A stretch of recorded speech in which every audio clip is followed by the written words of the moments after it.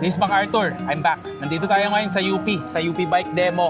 And today, meron tayong special interview dun sa isa sa mga pina-follow ko na bike vlogger. Siya yung inspirasyon ko para sa Philippine Loop. Kaya interviewin ko siya ngayon para lahat tayo matuto about Philippine Loop. Introduce ko lang si Biyaheng Bike ni Michael Yap. Yo, what's up mga kabiyahe?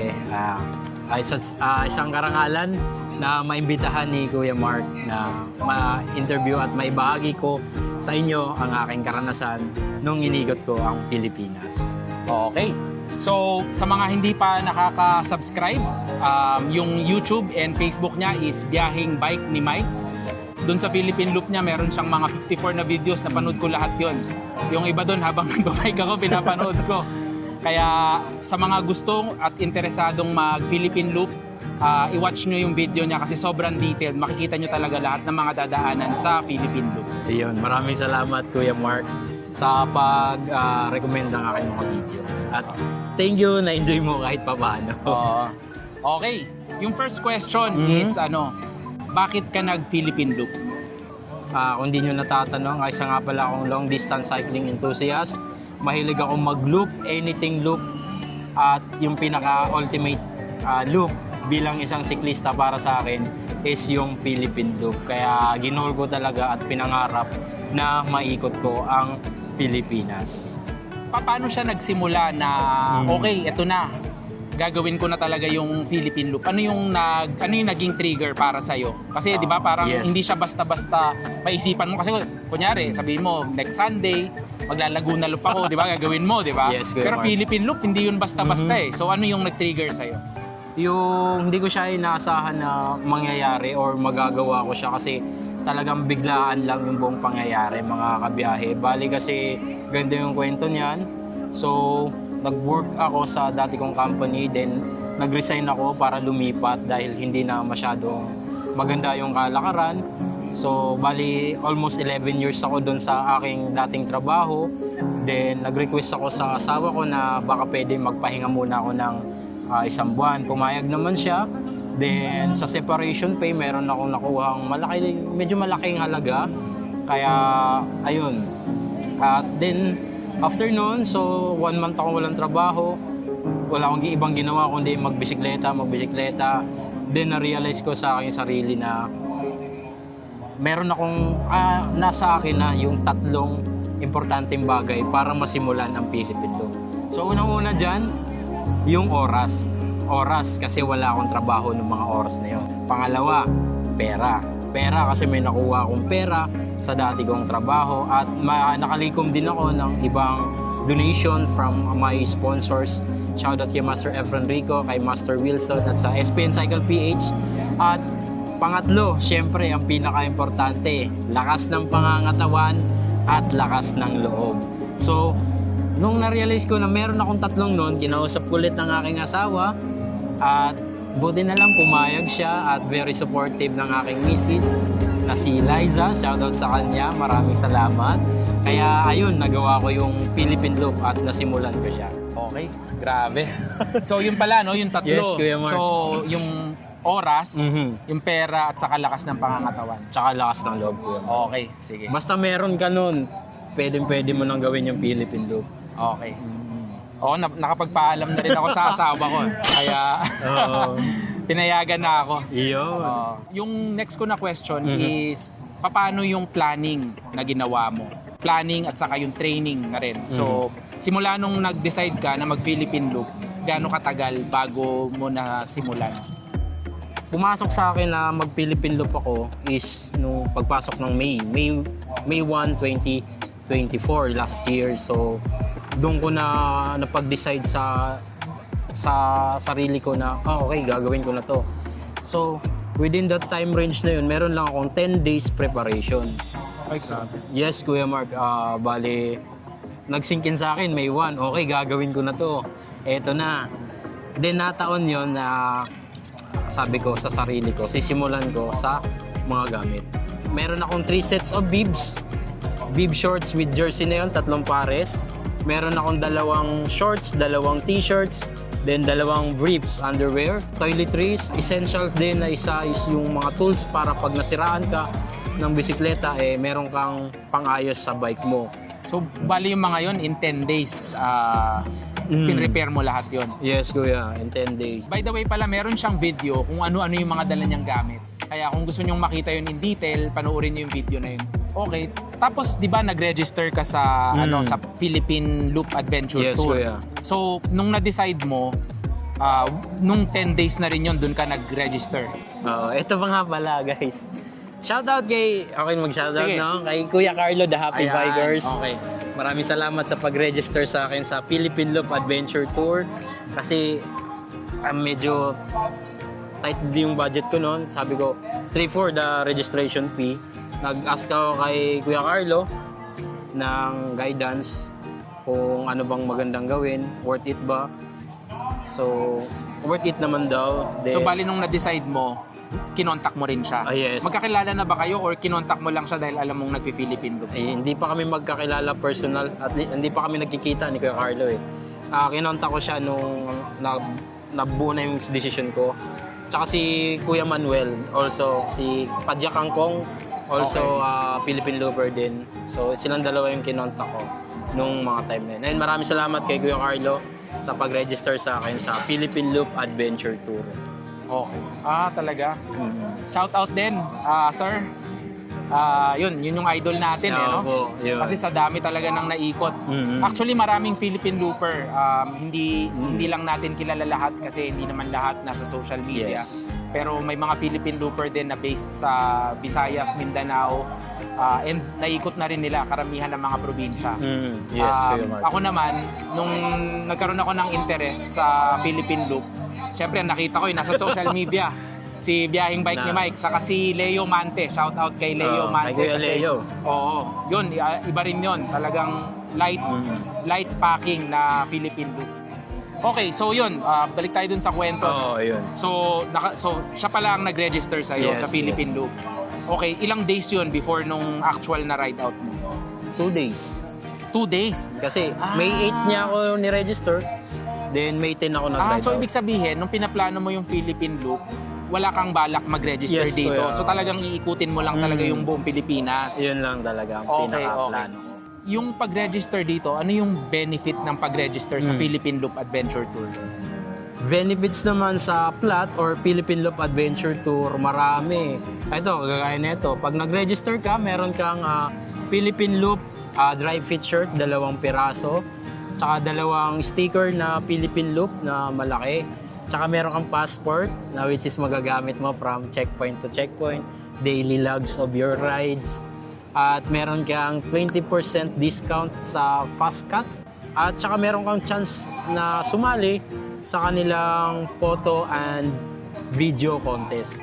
Yun din, actually ako nag-register din ako doon and meron silang office sa Makati. Makikita nyo sa Google Maps. So pumunta lang ako doon tapos nag-register ako doon sa Philippine Loop Adventure. Yung ano pala, di ba nakakuha ka rin ng sponsorship? So paano mo naman yun, kailan mo yung tinrabaho? Yung 10 days before din? Or paano nangyari yung mga sponsorship Yung mo? sa nung napag-decidean ko na, nag-solicit ako sa mga trusted person ko. Pinadala ko ng solicitation. At sa awa ng Diyos, no? Ito, tinulungan nila tayo. Maraming salamat. Memorize ko na yung mga sponsors niya kasi lagi niya sinasabi doon. So Yes. Delta Appliance, shout out sa inyo. Efren Cycling, SPN. Ayan, maraming salamat sa inyo.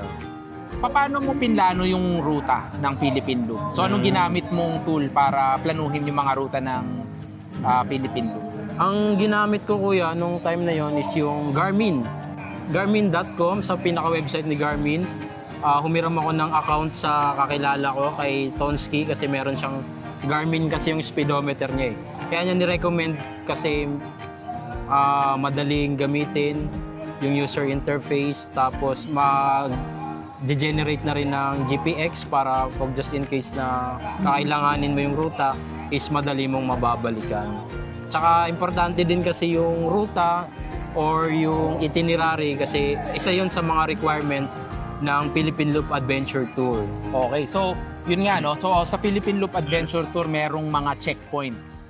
Ano-ano yung mga checkpoint ng Philippine Loop Adventure Tour? Sa may Matnog Port, tatawid ka to Samar sa may Allen. Port. Yes, correct kuya. Then from Leyte naman sa may Liloan, Leyte, patawid ng Surigao Port.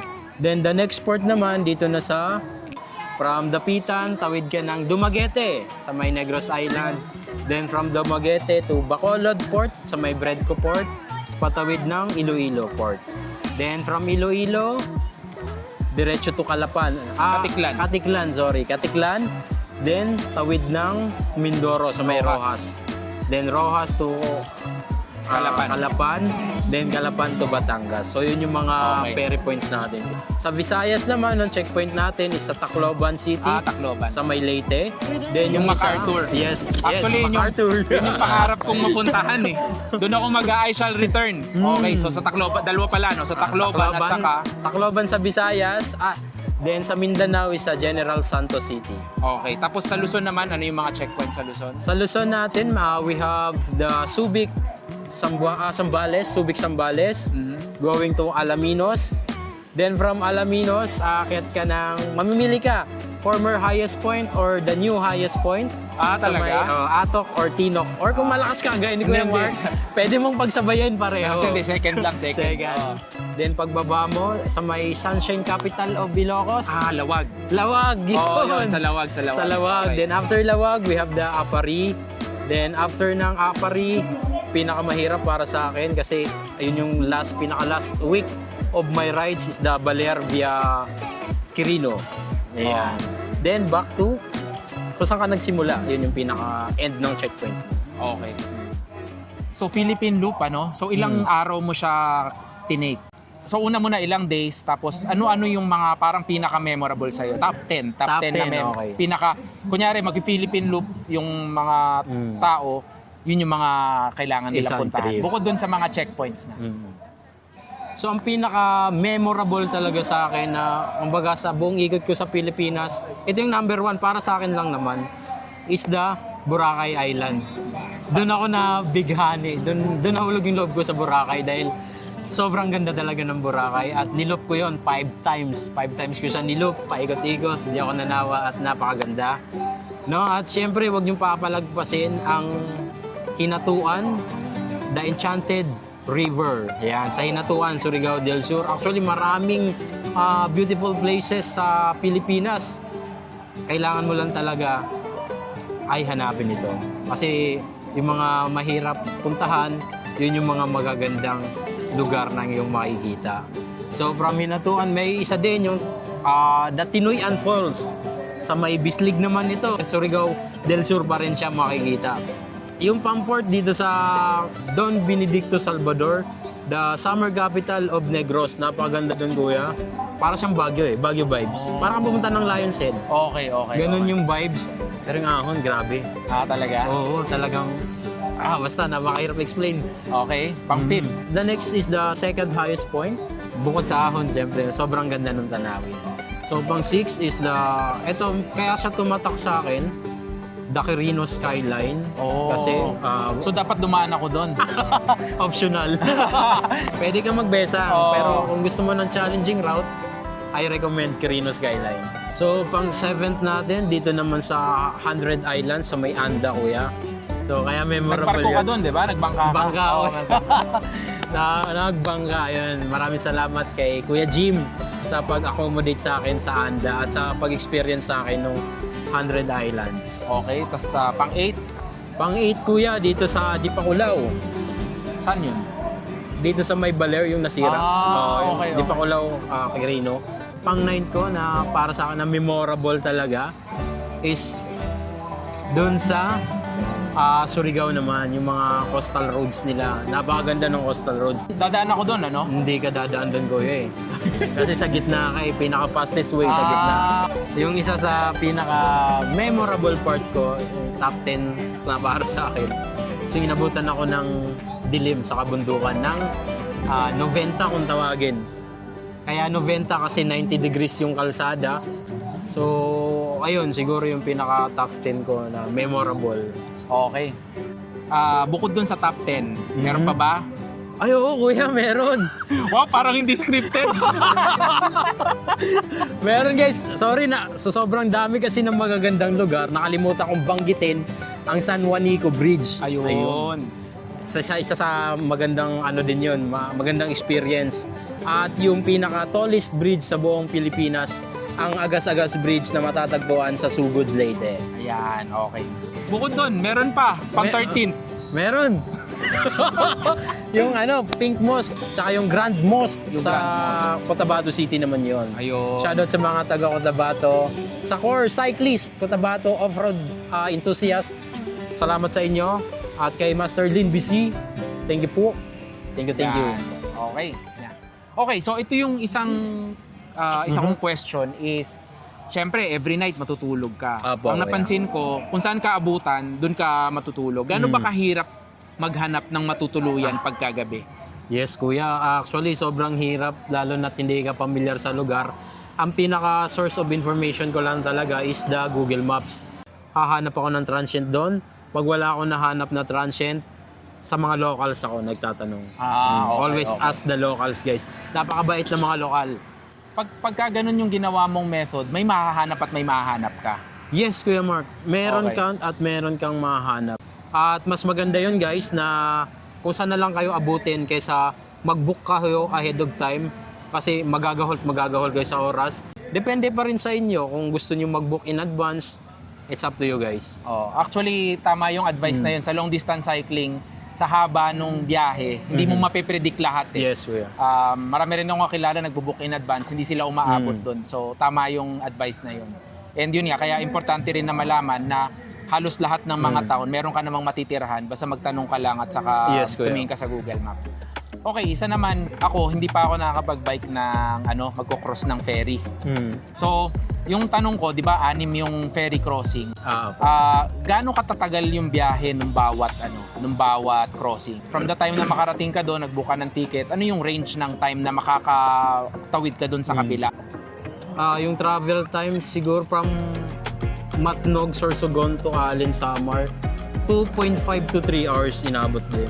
So from the time na nandun ka na sa port hanggang sa makarating ka sa kabila.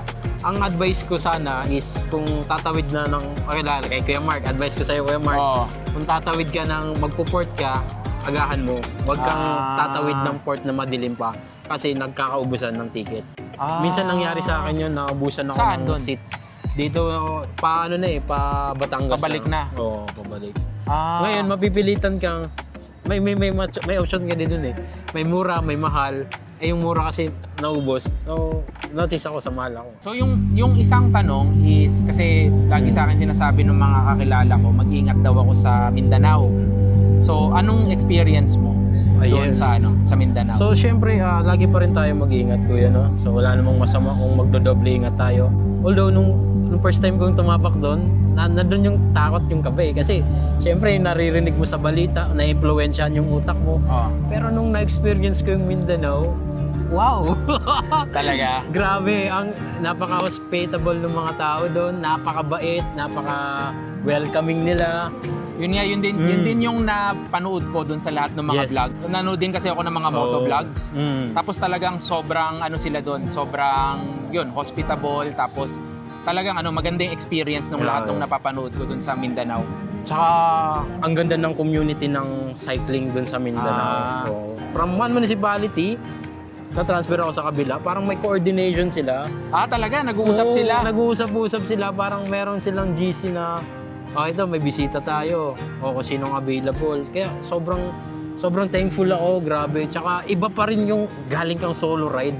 Tapos sasamahan ka ng mga, kahit hindi mo kilala, pero pakiramdam mo, ang tagal mo ng tropa to eh. Sige, samahan niyo ako mag-bike dahil mag-isa na ako, buryong-buryo na ako eh. Nakita ko nga yun. Iba pa rin talaga pag may kasama. At saka yung Mindanao, mayroon silang community na every time na pag may bisita, talagang tinutulungan nila. Kasi alam din nila yung hirap ng pagbabiyahe. Okay. Yan, sa mga concern para sa akin, wag na kayong ma-concern dahil based sa mga napanood ko at ito sa testimonial ni Mike, okay sa Mindanao. Yes, kuya. Pero papayo ko lang din, huwag ka papaabot ng din. Safety first pa rin kasi syempre, ingat pa rin tayo. Okay.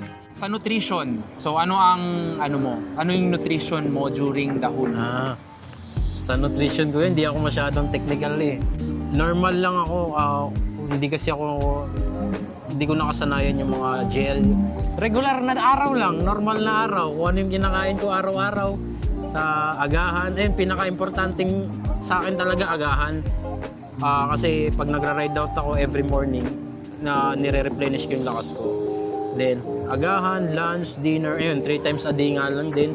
Sa merienda, depende. Pag may mga masasarap na banana Q na makikita sa daan, saging, yun lang naman, tubig. Then, yung pinaka-electrolytes ko is the Pocari Sweat lang naman. Okay. After ng Philippine Loop, pumayat ka ba? Yes, kuya. Ilan yung nalus mong weight? Hindi ko na timbang yung sarili ko eh, pero kumbaga, So naramdaman mo talaga yung pagbabago sa katawan? Naramdaman ko ang laki, ang gaan sa pakiramdam. Ganun pala kapag fit and healthy. O yun na nga, kaya gusto ko rin mag-Philippine Loop para pumayat na ako. Okay. Babayat ka hindi dahil sa nagutuman ka, babayat ka dahil sa ginagawa mo. Araw-araw ka kasi nagbe-burn ng calories eh. Next question is yung yung, di ba kasi ilang kilometers lahat yung nabiyahe mo? Nasa 6,000 plus kilometers. 6,000 plus kilometers. Including side trips na yun. Oo. Hindi ba naputol yung paa mo? sa sobrang pagod. So ano yung experience mo in terms of yung laspag, yung fatigue? Siyempre, di ba? Ang haba araw-araw. Yes, kuya. Ilang hundreds of kilometers yung tinitira mo. So, paano ka nakaka-recover araw-araw? Yun. Magandang tanong yun, Kuya Mark. Actually, siyempre ngayon, part of the preparation yun, no? Kung susubukan mo yung Philippine Loop, is bugbugin, durugin, pahirapan mo na kagad yung sarili mo sa ensayo pa lang. Para pagdating sa pinaka-major rides, which is the Philippine Loop, kung gagawin mo, is hindi ka na masyadong mahihirapan. Although, andun din naman yung kasi yung pagod, para makarecover, proper sleep lang, 8 hours kung kakayanin. Sawa ng Diyos, no, nung time na nag-Philippine Loop ako, nakaka 8-9 hours of sleep ako every day. Minsan 7 hours, goods pa rin naman. Then, yun lang, wag lang pabalayaan yung nutrition para hindi malaspag. Always be hydrated. Malaking bagay yun. Napakainit ng Pilipinas. So, good luck kay Kuya Mark. Anong month mo pala tinitin? May. May, no? Mainit talaga yung May. Summer. Ako sa secret. Secret muna. Secret. Okay, dun sa Philippine Loop, ano yung mga pinakamatitinding challenge na na-experience mo? Pinakamatindi yung homesick ko. Kasi okay. Pamilyado akong tao, may 2 akong anak at isang asawa. So may times na pagkagabi na gusto ko na kapiling ko sila. Alam mo yun, na homesick ka, mag-isa ka lang. Tatanungin mo na lang sarili mo, bakit mo ginagawa to? Talaga? And then magsisink in, babalik ka sa umpisa kung bakit mo to ginawa is, syempre is pangarap eh. Andun tayo eh. Tsaka yung guys, yung familiarity sa lugar. Kasi pag first time mo, hindi mo alam kung anong ahon o budol. Although yung ahon, may may future sight tayo kasi dahil sa GPX nakikita natin na may ahon sa ganitong part. Pero iba pa rin sa personal kasi. So syempre, familiar tayo sa Luzon. Kung nasaan yung Matarik, ganyan. Sa Visayas, Mindanao, ano yung mga pinakamahirap na daanan in terms of yung ahon, yung terrain? Oo. Sa part ng Summer Leyte, nahirapan ako. Ako kasi may na ako sa ahon eh. So baka Pares tayo. baka itong mahirap sa akin eh, madali lang sa inyo. Yung ahon papuntang Agas-Agas Bridge, kuya. Okay. Ahon siya. Mahaba. Parang Buso-Buso climb. Ganon. Mula Masinag to Buso-Buso sa Antipolo. Ganon yung ahon, pero yung weather condition nga malaking factor din. Pag sobrang init tapos maahon, napakasakit. Tapos yung Surigao, Davao, Coastal Road sa Mindanao. Akala ko patag kasi coastal eh. Coastal. Malapit sa dagat. Diyos ko, napakahirap. Halos everyday ko doon, 1,000 meters of elevation gain. Talaga? Every rides, kuya. Shit. Then yung pinaka matindi kong naranasan, day 12 ko. Day 12 ko ng aking Philippine Loop. Nung nasa Tarragona, Davao del Sur, going to Davao del Sur capital, the Mati City. Ayun, umabot ng almost 2.8 yung elevation gain nun. Maghapon ako umahon nun. Ay, grabe. Totoo ba na habang tumatagal yung biyahe sa Philippine Loop, mas lumalakas ka? Yes, kuya. Totoo yun. Para na nga akong robot nun eh. Wala nang nararamdaman eh. Immune na. Talaga? Oo. So like, kailan mo yun at what part nung loop mo naramdaman na parang wala na lang? Ang mahirap lang na part is yung first week. First week? First week, doon mo mararamdaman yung sakit ng hita, sakit ng buong katawan.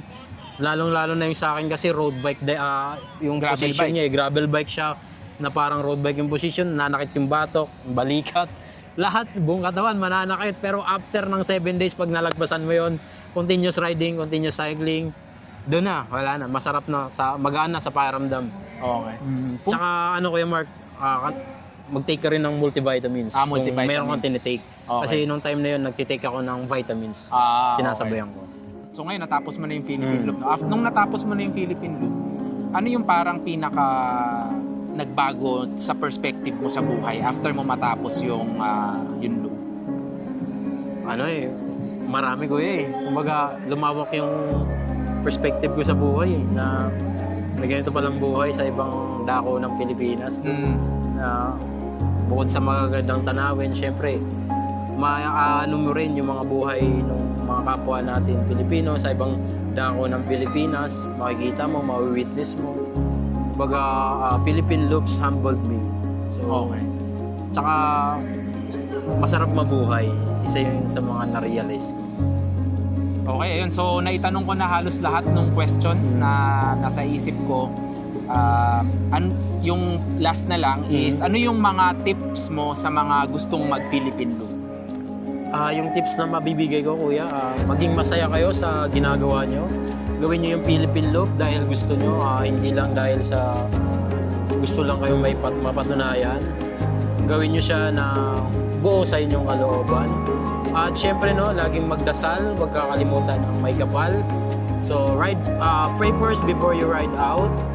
At always mag-update sa mga mahal nyo sa buhay kasi importante rin nun para sa kanila, para alam din nila at aware kung nasan ka, kung okay ka ba.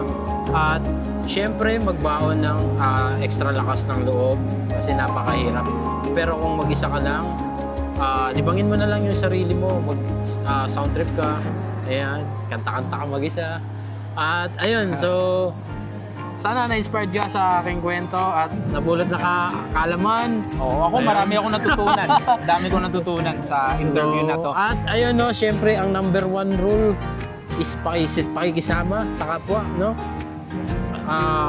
dalhin mo kahit saan ang pakikisama kung ikaw ay ikot ng buong Pilipinas dahil sa pakikisama, hindi ka niyan sasamahin. Ayan. Okay. So, maraming salamat, Mike. Thank you, Kuya Mark. Ngayon lang kami nagkita. Matagal na kami nagchat-chat dalawa. Pero ngayon lang kami nagkita dito sa sa bike demo para gawin itong interview. Actually, na-meet ko na rin yung idol ko. Ikaw yung idol ko. Ayan, okay. Ayun, salamat ulit. Thank you, Kuya Mark. Diyan nagtatapos ang ating interview at vlog. This is MacArthur. I shall return.